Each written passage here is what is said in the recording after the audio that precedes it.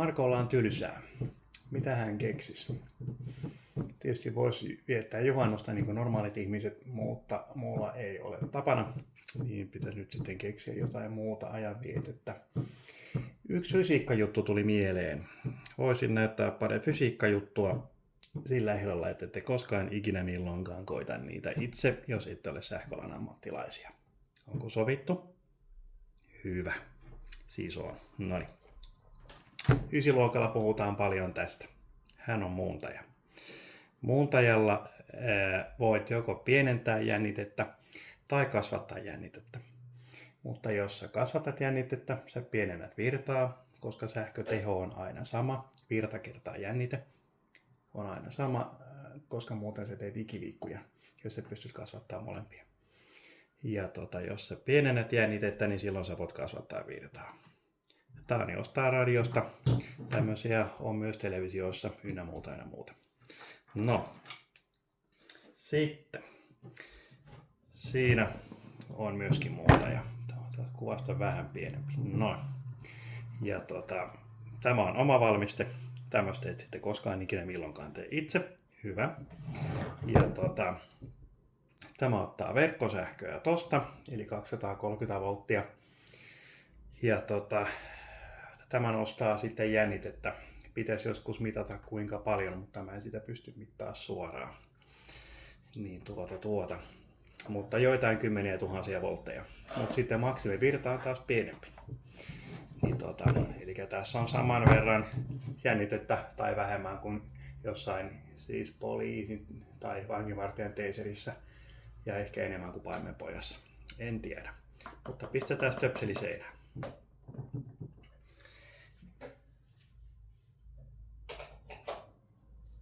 No. Eli ilmahan ei johda sähköä, paitsi sitten kun sitä on tarpeeksi. No. Ja nyt voisi sitten tehdä tuolla pari demot, mutta vähän jännittää, että lyökö noin läpi. Niin toi sähkö näistä, niin pistetään paksukäsineet käteen. Noniin. Eli jos jännite on liian suuri, niin siitä tulee käytännön ongelmia. Yksi niistä on tämä. Siinä on meillä jatkojohto, jossa lukee jossain tuolla, että tätä saa käyttää maksimissaan 250 voltin jännitteellä ja virtaa maksimissaan 16 ampeeria. No tuollaisiin virtoihin nyt ei tässä pystytä, mutta tuohon jännitteeseen kyllä.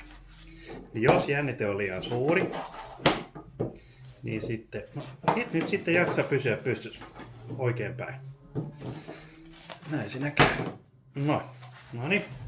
Niin nyt sitten jos tuohon laittaa jännitettä sen 100 kertaa, mikä siihen saisi laittaa, niin sitten siinä käy näin.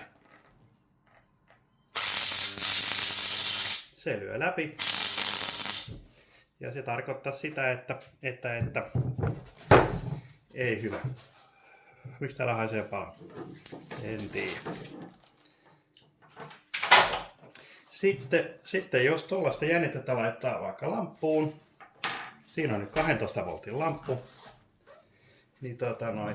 niin sitten sähkövirta alkaa kiertää siinä lampussa väärässä paikassa. Sitten mä pystyisin käsin kädessä pistämään tuon zoomin tuosta päälle. En pysty, ei sitten. Niin sitten se näyttää tältä. Nyt sähkövirta menee väärästä paikasta, tai sitä on liian vähän, niin lamppu ei pala. Aika jännite on ihan hyvä. No. Sitten puhdas vesi johtaa sähköä todella huonosti. Hanavesi johtaa vähän paremmin, mutta se taas nyt tosta vähän zoomia päällä. Hanavesi vähän paremmin, mutta sekin kovin huonosti. Niin Mutta sitten kun sähköä on tarpeeksi, niin jännitettä meidän sitten se näyttää täältä.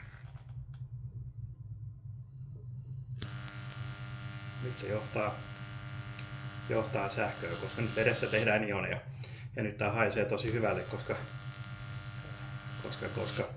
ionit on sitten, osa niistä kaasuntuu. Mutta sitten tosissaan ilman johti sähköä tälleen. tältä etäisyydeltä tätä ei lyö läpi. Niin lasi on taas tosi hyvä eriste. Oho, täällä, tossa. Lasi on hyvä eriste, koska nyt ei näe valokaarta tossa. Rätinää vähän kuuluu, mutta ei näe valokaarta.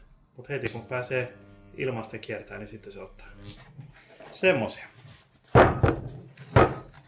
Vielä yksi. Tämä on niin kivaa. Noin.